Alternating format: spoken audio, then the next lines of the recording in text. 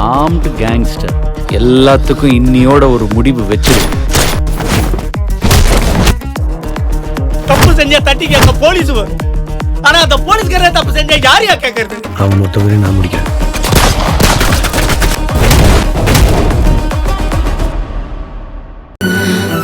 நான் ஆதியை எப்பவோ மறந்துட்டேன்.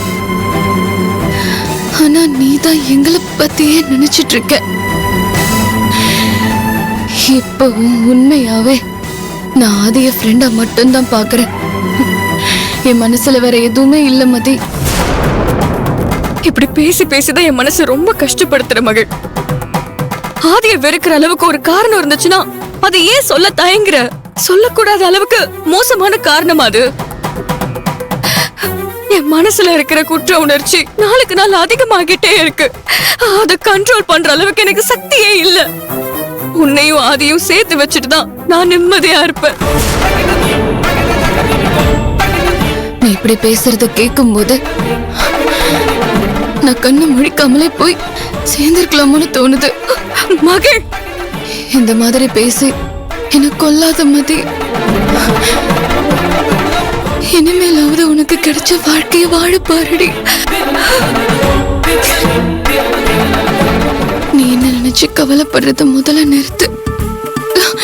மகள், இனிமா கொடுத்ததுனால பொதுவா டீஹைட்ரேஷன் அதிகமாகும். அவங்க கிட்ட ரொம்ப பேச்சு கொடுக்க வேண்டாம். ரொம்ப தாகமா இருக்க மகள். சரி, நீ ரெஸ்ட் எடு. நான் போய் ஜூஸ் வாங்கிட்டு வரேன். சிஸ்டர் பாத்துக்கோ. Okay madam. சரி, வந்துடுறேன்.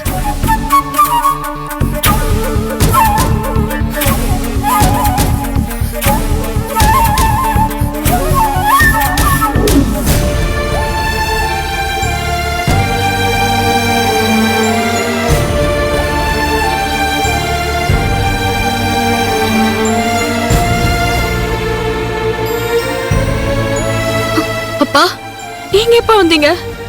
மகள் நீங்க அட்மிட் ஆயிருக்கான்னு உங்களுக்கு எப்படி தெரியும்? உன் மாமியார் ராஜமீனாட்சி தான் போன் பண்ணி சொன்னாங்க. அப்படியா? என் மேல இல்லாதது பொல்லாததெல்லாம் சொல்லிருப்பாங்களே, என்ன சொன்னாங்க?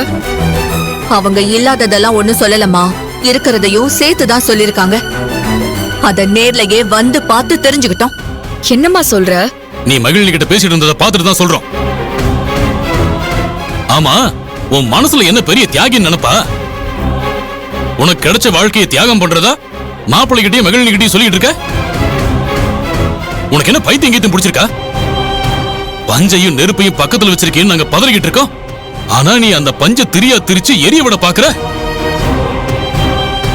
அது உன்னோட வாழ்க்கையும் சேர்த்து எரிச்சிருன்னு உனக்கு புரியல? என்னப்பா பஞ்சு நெருப்படி இப்படி அபத்தமா பேசிக்கிட்டு இருக்கீங்க? ஆதியும் மகிழ்னியும் ஒருத்தருக்கு ஒருத்தர் லவ் பண்றாங்கப்பா. ஏய், அதெல்லாம் பழைய கதை. நீ இப்ப உள்ளத பேசு.